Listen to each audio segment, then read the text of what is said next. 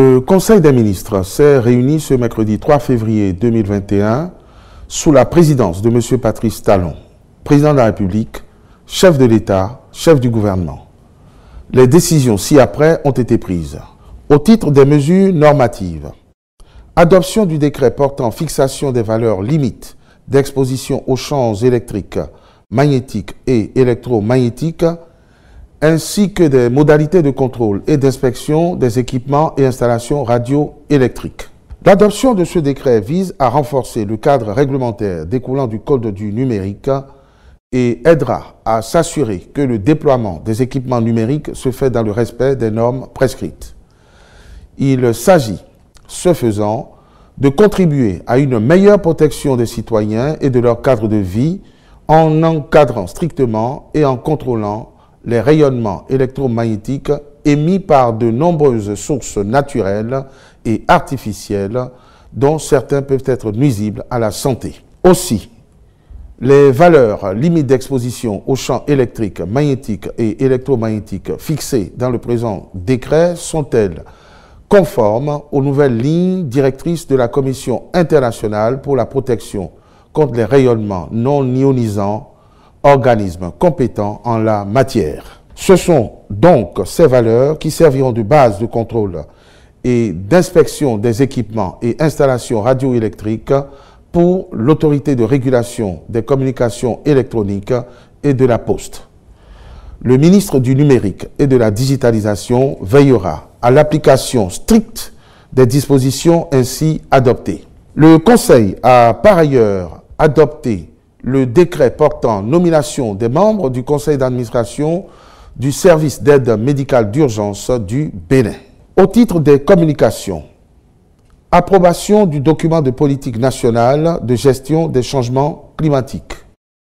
Ces changements climatiques ont des impacts qui se caractérisent, entre autres, par une dégradation des ressources naturelles, le déplacement des populations, les perturbations des activités économiques, agricoles notamment, avec des coûts économiques et sociaux de plus en plus élevés. Aussi, une politique nationale est-elle nécessaire en la matière afin d'harmoniser les interventions des différents acteurs autour d'une vision commune et des orientations partagées. C'est pourquoi le Conseil a approuvé le présent document basé sur la vision de faire du Bénin à l'horizon 2030, un pays résilient au changement climatique avec une capacité adaptative suffisante et des mécanismes appropriés d'anticipation et de réaction face aux risques climatiques, une croissance à faible émission de carbone et dont les institutions, organisations, entreprises et citoyens adoptent des pratiques, attitudes et comportements climato-sensibles. Pour ce faire, le document de politique nationale entend mettre l'accent sur la gouvernance des changements climatiques, le renforcement des capacités institutionnelles, individuelles et matérielles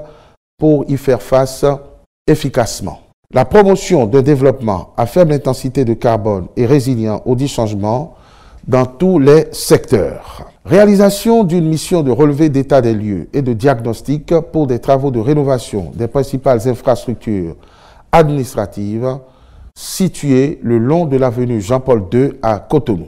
En vue d'optimiser les travaux en cours autour du boulevard de la Marina, il est envisagé, entre autres, la rénovation des bâtiments abritant le palais de justice, la cour d'appel, les tours administratives, le ministère des Affaires étrangères et de la coopération, le ministère de l'Industrie et du Commerce, le ministère du Plan et du Développement, le ministère de l'Économie et des Finances, la Direction générale du Trésor et de la comptabilité publique. Le relevé de l'état des lieux ainsi que le diagnostic dont ils feront l'objet permettront d'intervenir au plan architectural en vue d'une harmonisation globale avec les nouvelles infrastructures en cours de réalisation dans la zone, sans compter la prise en compte des améliorations attendues au niveau de la consommation en énergie électrique. Contractualisation pour la mise en œuvre de mesures urgentes de soutien à un agropastoralisme apaisé au titre de la campagne de transhumance nationale 2020-2021.